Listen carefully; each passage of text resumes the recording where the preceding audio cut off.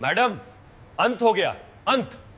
फिर वही इंस्पेक्टर पांडे बाजार के चौक में खड़ा होकर हफ्ता मांग रहा है। देखो, एक बूढ़े सब्जी वाले को थप्पड़ मार दिया गया, वीडियो वायरल हो रही है, लोग गुस्से में हैं। इसका कुछ करना होगा, मामला हद से बाहर हो रहा है। इसके पीछे बड़े लोगों का हाथ है। इंस्पेक्टर पांडे को तुरंत रोकना होगा। आज ही हम उस पर कार्रवाई करेंगे। ये पांडे नहीं बचेगा और इसके पीछे जो भी लोग हैं वे भी नहीं बचेंगे। अब मैं चलती हूँ अर्जुन। इंस्पेक्टर पांडे की खैर नहीं, आज नहीं बचेगा वो। नहीं मैडम, हम भी आपके साथ चलेंगे। अगर आपको कुछ हो गया तो फिर? नहीं अर्जुन, मैं अकेली ही जाऊंगी, एक आम लड़की की तरह भेष बदलकर, ताकि हरामखोर पांडे को पता न चले। अगर मुझे कोई समस्या हुई तो मैं तुम्हें बुला लूंगी, तुम तैयार रहना। अब मैं चलती हूँ।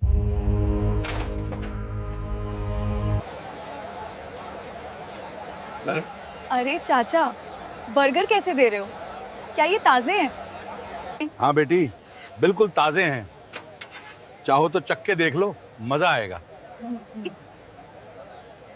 अच्छा चाचा, ऐसा करें, मुझे एक मजेदार सा बर्गर बना दें जो खाते ही मजे आ जाए। ठीक है बेटा, अभी बना के देता हूँ, मजा आएगा। कम तीखा या ज्यादा तीखा? चाचा, एकदम तीखा चटपटा बर्गर लगा दो, ताकि पता तो चले कहीं से बर्गर खाया था। लो बेटी, क्या याद करोगी? ऐसा बर्गर आज से पहले नहीं खाया होगा। अरे चाचा, क्या हुआ? आप क्यों घबरा रहे हैं? आप ठीक तो हैं? वो देखो बेटी, सामने इंस्पेक्टर पांडे आ रहा है। ये बड़ा हरामखोर है। अरे चाचा, ये तो पुलिस वाले ही हैं, चोर थोड़ी हैं जो आप उनसे डर रहे हैं। बेटा, लगता है तुम नहीं आई हो इस शहर में। ये इंस्पेक्टर पांडे लोगों से हफ्ता मांगता है और उन्हें मारता भी है।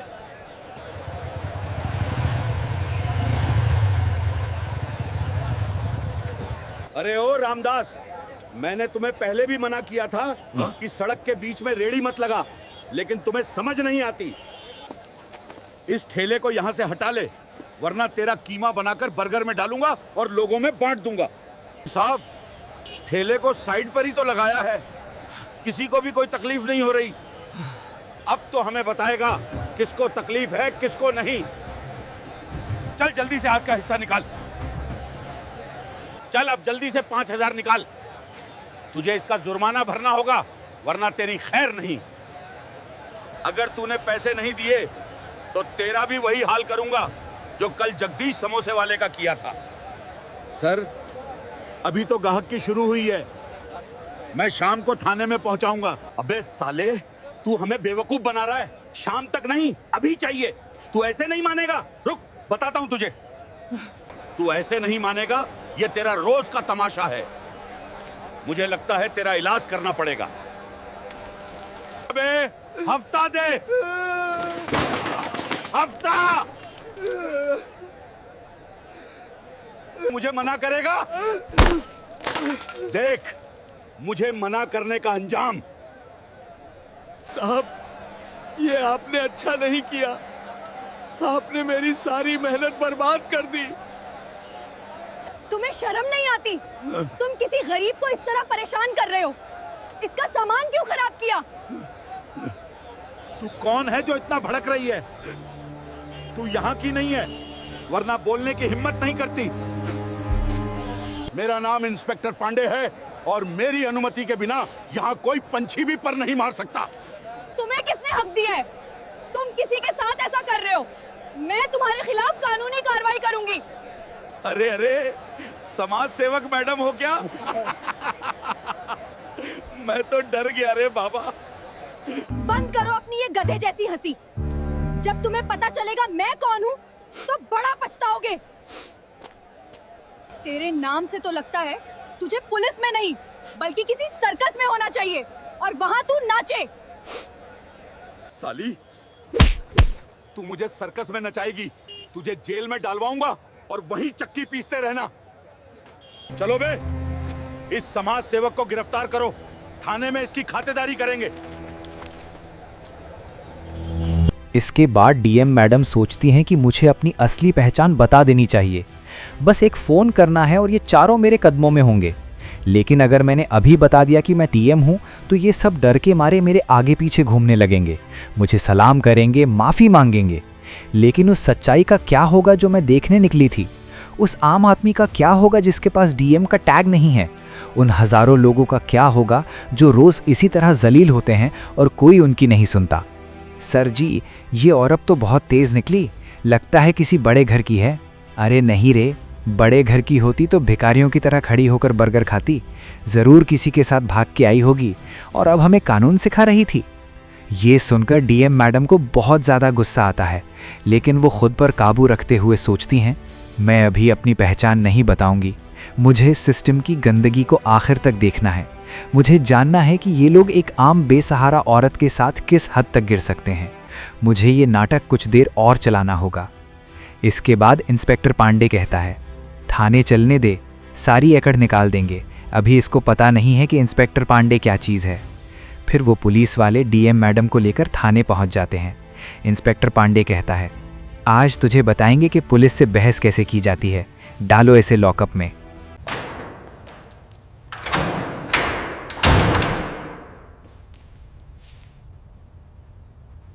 बेटा, तुमने क्या अपराध किया है? तुम्हें क्यों जेल में बंद किया गया है? मेरा अपराध सिर्फ ये है कि मैंने एक गरीब व्यक्ति की मदद की है और कुछ नहीं। इस मुल्क में गरीबों के लिए जगह नहीं है। जिसका दिल चाहता है वो ही गरीबों को मारना शुरू कर देता है। यहाँ कानून सिर्फ गरीब लोगों के लिए है, अमीरों के लिए कोई कानून नहीं। उन्हें खुली इजाजत है। उन्होंने मेरे साथ भी बहुत बुरा किया है। मेरा अपराध ये है कि मैं बस पसंद की शादी करना चाहती थी। मैं उन सबको नहीं छोड़ूंगी, मैं उनसे बदला लेकर रहूंगी।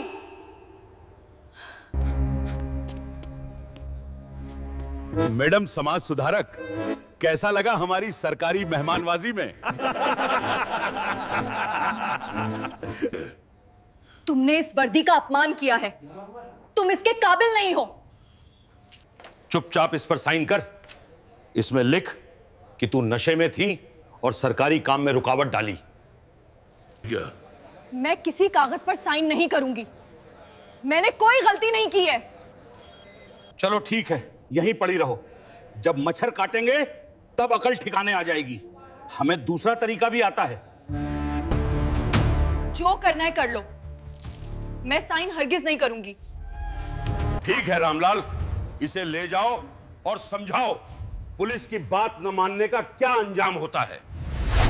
ये तुम अच्छा नहीं कर रहे हो, ये बहुत गलत है। तुम बचोगे नहीं। चल अब यहां से। बड़ी आई इंसाफ की देवी, तुझे यहां कोई बचाने वाला नहीं। साइन करेगी या हमें और कोई तरीका अपनाना पड़ेगा?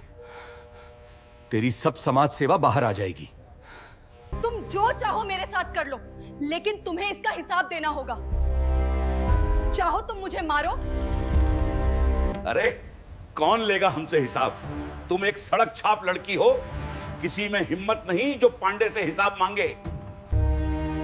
पांडे, यहां क्या हो रहा है?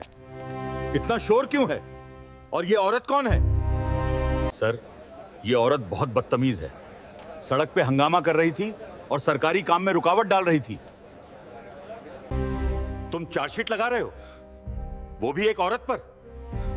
पांडे जी, अगर आपको थोड़ी सी भी कानून की समझ है तो आपको यह पता होना चाहिए, बिना किसी महिला कांस्टेबल के किसी औरत को सारी रात थाने में रखना कानून की खुली उल्लंघना है। किसी औरत को रात भर इस तरह परेशान करना गैर कानूनी है। तुम्हारे पास इसके खिलाफ कोई ठोस सबूत भी नहीं है। सर, गवाह, सबूत। सर वो तो ठीक है, सुबह इसे अदालत के सामने पेश कर देना है, लेकिन मुझे कोई तमाशा नहीं चाहिए, समझे? सुशंदे, 4-5 दिन का बचा हुआ खाना इस लड़की को ला दो। सड़ा हुआ खाना खाएगी, अकल ठिकाने आ जाएगी। जैसा आप कहें।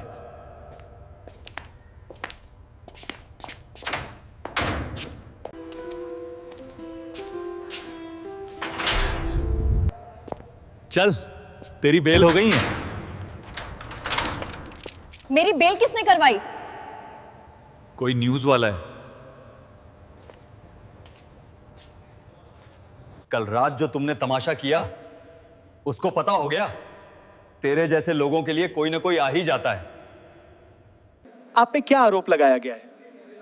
बंद करिए कैमरा और निकल यहां से। ये कोई न्यूज हेडक्वार्टर नहीं, ये पुलिस स्टेशन है। चल बे लड़की, फटाफट यहां से। तुझे जमानत मिल गई है ना, ज्यादा तमाशा मत कर। Inspector Pandey, constable Ramlal, constable Shinde.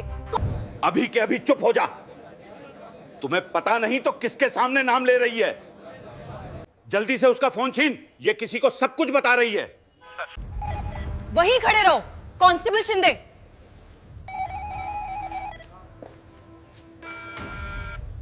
Hello commissioner साहब, मैं डीएम अंजलि शर्मा बात कर रही हूँ। जी मैडम अंजलि, सब ठीक तो है? आपने इस नंबर पे फोन किया? नहीं सर, सब ठीक नहीं है। मैं इस समय हाल रोड पे मौजूद पुलिस स्टेशन में हूँ। सारी रात यहाँ गुजारी है। क्या मैडम मजाक कर रही हैं आप? ऐसा नहीं हो सकता। मैं कोई मजाक नहीं कर रही। आप जल्दी आइए अपनी टीम के साथ और पूछिए इस थाने के स्टाफ से। मैं अभी वहां आता हूं। मैडम, आप हैं कौन, ये तो बता दें। मैं अंजलि शर्मा हूँ, इस जिले की डीएम। अब तुम्हारी खैर नहीं। मैडम, हमसे गलती हो गई, हमें माफ कर दो। हमें पता नहीं था, आगे ऐसा नहीं करेंगे। जो तुमने मेरे साथ किया है वो माफी के काबिल नहीं है। गरीब लोगों के साथ तो इससे भी बुरा होता होगा और उन्हें बचाने वाला कोई नहीं होता।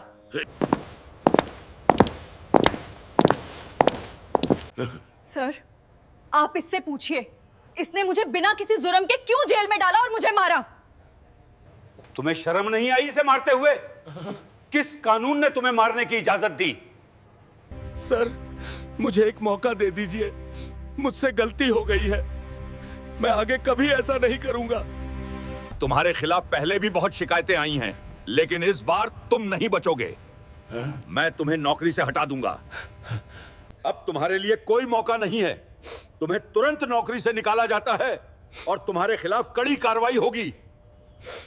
इस कहानी से हमें ये सबक मिलता है, कानून सबके लिए यकसा होना चाहिए। चाहे कोई ताकतवर इंस्पेक्टर हो, वज़ीर हो या आम शहरी, कानून के सामने सब बराबर हैं। किसी को भी कानून को अपने हाथ में लेने या गरीबों पर जुल्म करने का हक नहीं है। पुलिस और ब्यूरोक्रेट्स अवाम के खादिम हैं, इनके आका नहीं। उनका फ़र्ज़ लोगों की हिफाजत करना और इंसाफ फराहम करना है, ना कि इन्हें डराना, इनका इस्तेहसाल करना।